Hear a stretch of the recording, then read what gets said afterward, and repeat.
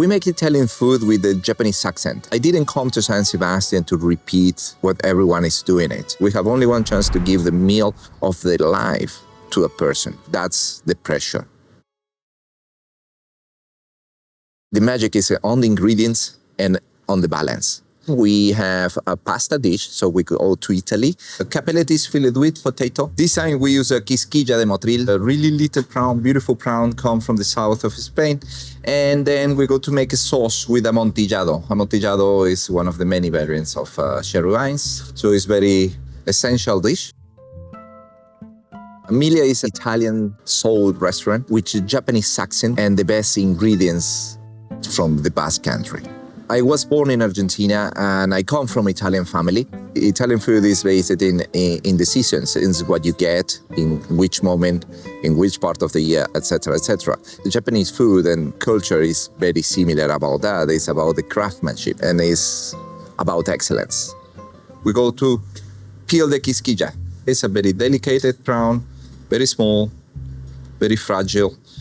It's really interesting because it's sweet and silky in the mouth.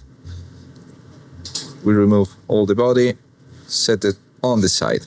Now we go to do the sauce. So basically this sauce have exactly, we can say 3 components. We have some stock with the amontillado, we have some white miso, then butter, and creme fraiche. And I need to do it myself because my beautiful head chef, she thinks I am not doing nothing, so put me to work.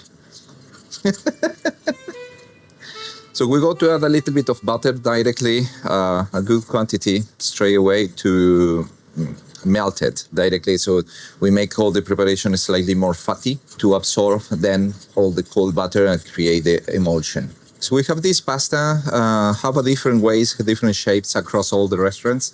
Here is with potato, then in a noe is alla chitarra with uni. So it's always we have a pasta which are similar, and now we add the creme fraiche at the very end. We go to cook our pasta. It's around 45 seconds. It's really thin, and it's only to warm up the interior.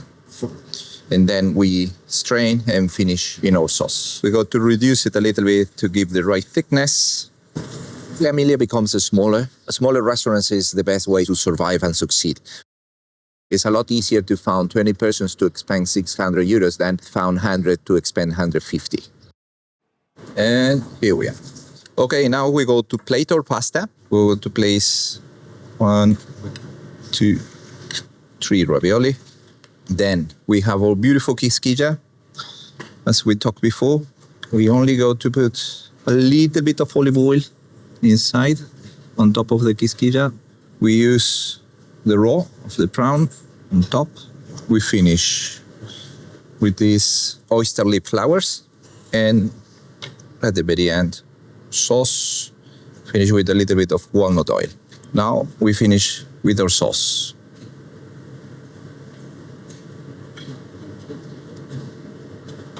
Here we have our Cappelletti filled with potato and amontillado sauce. We have only one chance to give the meal of their life to a person. You pick it because you want to go there, you want to visit that place. Making it smaller is making it most difficult to book. That's the most important part. So you create a desire. Obviously, being smaller, we need to optimize. So we create the counter. We decide to don't have a menu. So we are free. The Omakase give you that blind menu. So at the end of the day, something exists in France since the time is time. Now they call it carte blanche. So it's nothing new. We are not inventing nothing. We are only choosing a name. We are always changing and improving. And we go to make our small snack. We use tuna, red prawn from Palamos, some yuzu, wasabi, and caviar. So here we have some Toro. Toro is the fattiest part of the tuna. Then we have the Gamba de Palamos already, yuzu, and fresh wasabi. Now we go to proceed to peel the prawn. Remove the head, remove the legs. We have it ready. Slowly we go to remove the intestines. We set the prawn at the side, and as we see it before, we slice it. We go to dress the prawn. It's a little bit of prawn oil, which we use to keep in the heads and the body. all the shells, some salt, and this is a mix of seaweeds. Once we have ready, set it on the side. Now we go with the tuna. The tuna, we need to freeze it, and then we go to dice it because it's being so fatty, it's very difficult to handle it and to cut it. For dress it, we make a kind of yuzu vinegar. We use two different kinds of vinegars and yuzu, and we create this condiment. Fresh yuzu juice, salt, a little bit of a condiment, which is kind of furikake.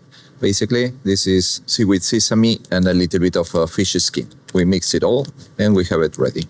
Set on the side, and then we go with our fresh wasabi. This is directly from Japan. We have our fresh wasabi ready. We do the same, put it on the side, and then we go to use some yuzu skin for aroma and freshness. So now we are ready for plating. So we have this beautiful tuna set on the bottom, then our Palamos prawn. We make a gelatin using the bones of the tuna. We grab bones and we make a stock. And from there we create this gelatin, which is smoky and very rich in flavor. Then we have our wasabi, fresh grated, and some caviar. In this case, we use crystal caviar from Caviar because we found it's really good for the matching. Yuzu skin, some honey flowers. We go to finish with this seaweed cracker. So here we have our first snack from Amelia. We have a Toro, Gamba de Palamos, and Caviar.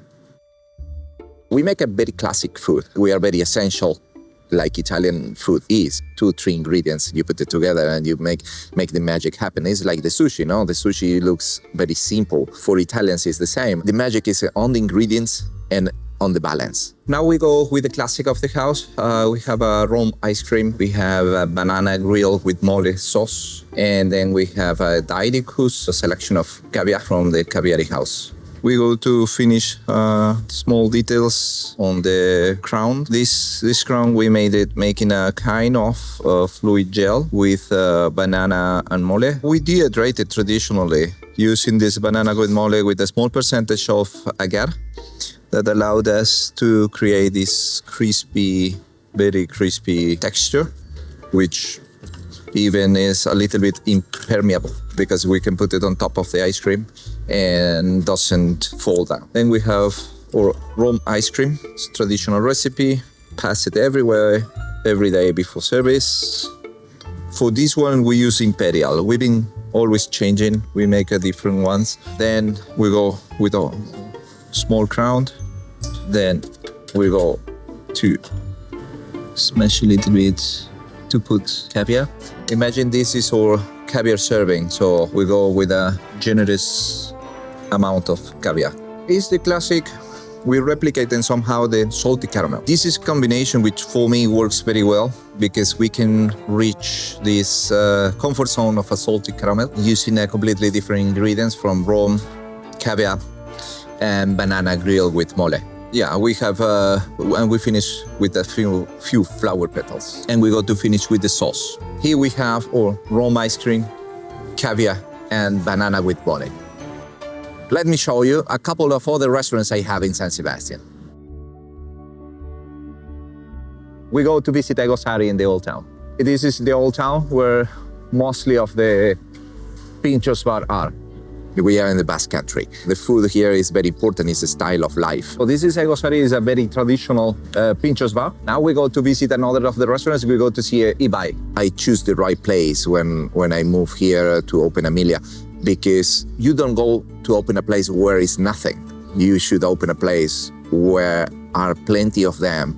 So it's a lot easier for the business because it's more people coming. It's a different approach, which normally the people say, oh yeah, but the competition. It's not competition when what you do is different. Here we are at Ibai. Ibai is a a very traditional bar too, but then we have a restaurant, which luckily we've been awarded with one Michelin Star, so we make a most refined food here. Okay, now we go to my newest restaurant, La Bottega, which is an Italian trattoria. La Bottega we opened, if I'm not wrong, in March. So here we are at La Bottega, a classic Italian trattoria. So we have a pizza and pasta, very traditional.